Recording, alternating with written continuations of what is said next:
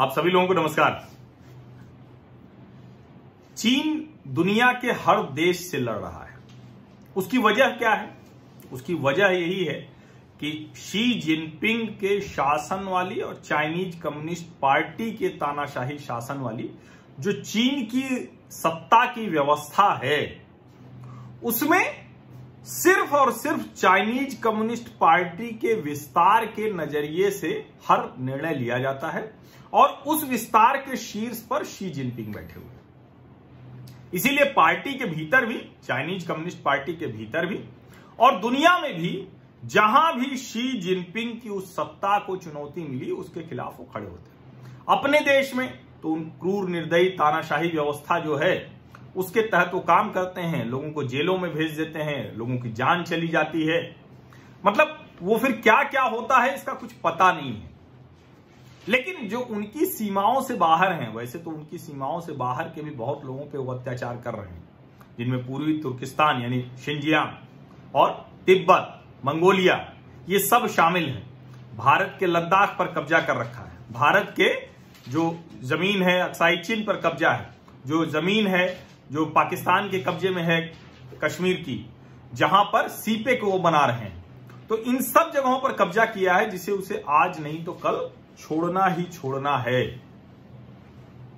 वो कब्जा उन जगहों पर भी कर रहा है जहां बिल्कुल उसका कोई वास्ता नहीं था, लेकिन बीजिंग से और पूरा जो समुद्री साउथ चाइना सी जिसको कहते हैं, पूरा 2000 किलोमीटर का क्षेत्र, Philippines, Vietnam, Thailand, Brunei, Indonesia, Malaysia, इन सब के अधिकार क्षेत्र वाले जो समुद्री जमीन है, जो इलाका है, उस पर चीन कब्जा करना चाहता है।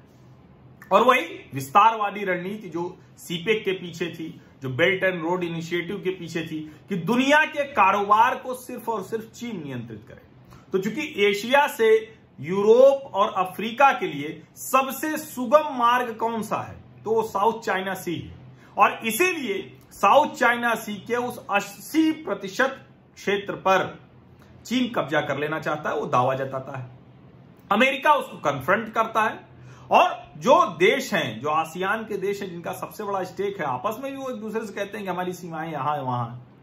लेकिन चीन ने तो वहां अपने द्वीप बना दिए, अपने जिले घोषित कर दिए, और उन जिले घोषित करने की वजह से अभी जो एक जिला घोषित किया था स्पार्टली, वहां पर पिछले ही सप्ताह साउथ चाइना सी में स्पार्टली द्वीप के पास चाइनीज और ऑस्ट्रेलियन नेवी के बीच विवाद हो गया था।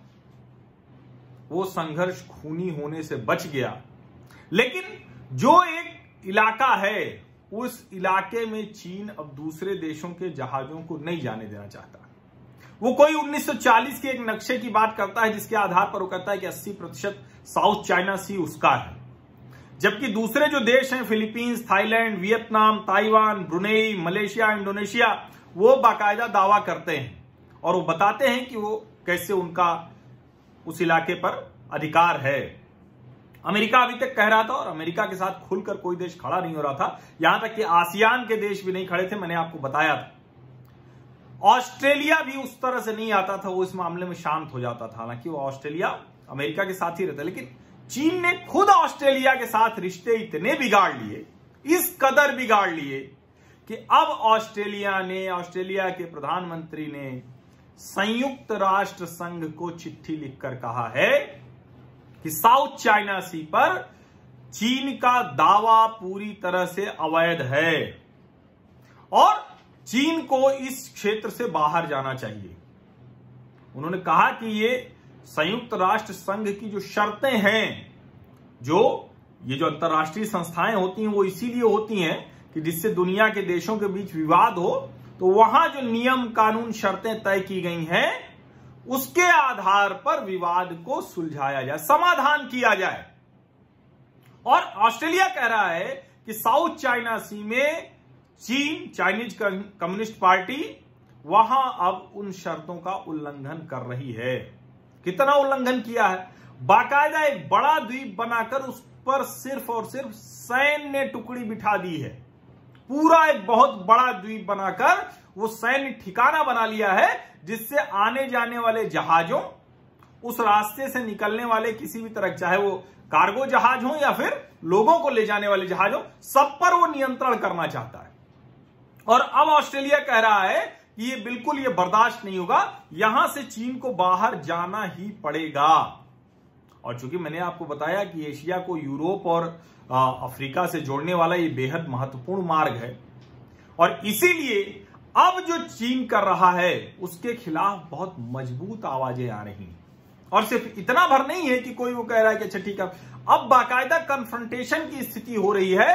और एक बात जो बार बार मैं कहता रहा आप लोगों से, क्योंकि अमेरिका जब करता था तो अमेरिका पहले भी दुनिया के अलग अलग क्षेत्रों में अलग अलग देशों के बीच मध्यस्थ के तौर पर, अपने कारोबारी हित के तौर पर, देशों में अपना प्रभुत्व बनाने के तौर पर, दुनिया का नंबर 1 देश दादा बनने के तौर पर वो दखल देता रहा है। इसीलिए वो चीजों को तोड़ता मरोड़ता रहा है। और इसीलिए दुनिया के देश, जब चीन और अमेरिका का झगड़ा होता है तो कोई भी देश वो एकदम से अमेरिका के साथ नहीं खड़ा होता, यूनाइटेड किंगडम को छोड़कर, लेकिन वो भी चीन के साथ रिश्ते बेहतर करना चाहता था। लेकिन अब जब से भारत के साथ चीन के रिश्ते इस कदर बिगड़े हैं, और खास करके 15 जून की तारीख वो विश्व इतिहास में बदलाव के तौर पर याद की जाएगी, जिसमें 20 भारतीय जवान वीर गति को प्राप्त हुए। और कम से कम, क्योंकि 40 से 50 के बीच की संख्या तो लगातार थी, लेकिन जो अब इंटरनेशनल रिपोर्ट्स कर रही वो 100 के ऊपर की संख्या, 100 से ज्यादा पीएलए के सैनिकों की गर्दन टूट गई, उनका जीवन खत्म हो गया। और ये सब कुछ दुनिया जान गई। जो तिलिस्म था चाइनीज कम्युनिस्ट पार्टी का, चीन के क्रूर निर्दयी तानाशाह शासन का, वो टूट गया। और इसीलिए सिर्फ भारत नहीं कह रहा, भारतीय नहीं कह रहे चीन की ऐसी की तैसी, अब दुनिया कह रही चीन की ऐसी की तैसी। और इसीलिए जब रिचर्ड निक्सन मेमोरियल स्पीच देते हैं माइक पोम्पियो, और वो कहते हैं कि या तो दुनिया चीन को बदल दे, चीन को बदलने का मतलब है कि चाइनीज कम्युनिस्ट पार्टी के शासन से मुक्त कराना। अगर वो नहीं होगा तो चीन नहीं बदलेगा। कम्युनिस्टों का शासन अंत में तानाशाही की ही तरफ जाता है। हमने अपने देश में भी बंगाल का उदाहरण देखा है कि कैसे अभी भी सत्ता भले बदल गई, लेकिन वहां उसी तरह से खूनी हिंसक राजनीति हो रही है। और इसीलिए जो पूरा एक कहें कि चीन के खिलाफ जो दुनिया के देश मजबूती से खड़े हो रहे हैं, उसमें भारत के मजबूत पक्ष ने, उसमें भारत की डिप्लोमेसी ने, उसमें भारत के राजनीतिक नेतृत्व की मजबूती ने बहुत बड़ी भूमिका निभाई है। आप कोई भी इंटरनेशनल रिपोर्ट देखिए, उसमें साफ साफ नहीं लिखा हुआ दिखेगा कि ऐसा भारत की वजह से हो रहा है। लेकिन जब आप उन रिपोर्ट्स को पढ़ेंगे तो वही मसला था, वही स्थिति थी, अमेरिका वही बातें कह रहा था, लेकिन दुनिया के देश अमेरिका के साथ नहीं खड़े हो रहे थे, ना तो सिक्योरिटी इश्यूज पे, ना तो इकोनॉमिकल, जिसको ट्रेड इश्यूज कहते हैं। अमेरिका लड़ता रहा, अमेरिका सब कुछ करता रहा, लेकिन दुनिया के दूसरे देशों ने चीन के साथ अपने जो रिलेशंस थे वो बनाए रखे।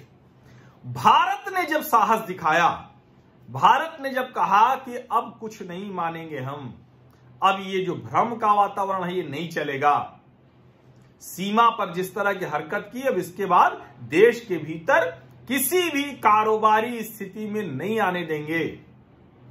जब 59 चाइनीज ऐप्स पर बैन लग गया तो फिर जापान, ऑस्ट्रेलिया, दक्षिण कोरिया, यूनाइटेड किंगडम और अमेरिका, क्योंकि अमेरिका और यूनाइटेड किंगडम के ये सब दोस्त हैं, एलाइज हैं, सहयोगी हैं, लेकिन इन देशों ने भी पूरी तरह से नहीं किया था। और आपको याद होगा 7 देशों के जो विदेश सचिव माइक पोम्पियो के साथ जो 7 देश थे, उसमें भारत भी था, जिसमें 62 देशों ने प्रस्ताव पेश किया था। और उसके बाद वो 130 देशों का समर्थन हो गया था। और 130 देशों के समर्थन की ताकत ऐसी थी कि संयुक्त राष्ट्र संघ की जो WHO की बात करें, विश्व स्वास्थ्य संगठन, उसकी जो वर्ल्ड हेल्थ असेंबली थी, उसमें चीन का साहस नहीं हुआ कि वो अपने सहयोगी राष्ट्रों के साथ, देशों के साथ उसका विरोध कर सके। ये स्थिति है। इसीलिए ऑस्ट्रेलिया का साउथ चाइना सी में चीन के अवैध कब्जे के खिलाफ संयुक्त राष्ट्र संघ में जाना और इस तरह से कड़ाई से बात करना, ये बहुत से निहितार्थ हैं। इसलिए ध्यान से देखिए, अपने जीवन में आपको जो करना है वो काम करिए, जो पॉलिसी के तौर पर सरकार को करना है वो दबाव बनाइए। हालांकि सरकार खुद करेगी ही करेगी, लेकिन आप भी दबाव बनाते रहिए। लेकिन खुद इस मनोबल को मत तोड़िए कि चीन के साथ भारत अब बराबरी की लड़ाई लड़ रहा है और भारत का जो दृढ़ता वाला जो फैसला है, निर्णय है, उसने दुनिया के देशों को चीन के साथ एकजुट होने के लिए मजबूर तो नहीं कहेंगे, प्रेरित कर दिया है। और जो अमेरिका जो अगुवाई कर रहा था, लड़ रहा था, जिसको लोगों का साथ नहीं मिल रहा था, देशों का साथ नहीं मिल रहा था, अब वो सारे के सारे देश साथ हैं। कोई भारत के हित के लिए नहीं आ रहा है, लेकिन सबको अब समझ में आ रहा है कि किस तरह से चीन की विस्तारवादी साम्राज्यवादी नीति है। और मुझे लगता है कि जल्दी ही चीन को या तो अपना रुख बदलना पड़ेगा या फिर अलग अलग मोर्चों पर उसे युद्ध का सामना करना पड़ेगा। और आज की तारीख में अगर युद्ध होगा, अगर इस तरह का युद्ध होगा, तो आप यकीन मानिए कि रूस भी चीन के साथ खड़ा नहीं हो पाएगा। हो सकता है कि वो भारत के साथ ना आए, अमेरिका के साथ ना आए, अमेरिका के साथ तो नहीं आएगा, हो सकता है भारत के साथ भी ना आए, जापान, ऑस्ट्रेलिया, किसी के साथ नहीं आए। लेकिन जब सारे आसियान देश, भारत, ऑस्ट्रेलिया, जापान, दक्षिण कोरिया, इजराइल ने भारत को सारी हर तरह की मदद देने को कहा है और दुनिया का वो बेस्ट डिफेंस सप्लायर है। छोटा सा देश है लेकिन अपनी पूरी संप्रभुता, सोवरेंटी उसको बचा कर रखता है।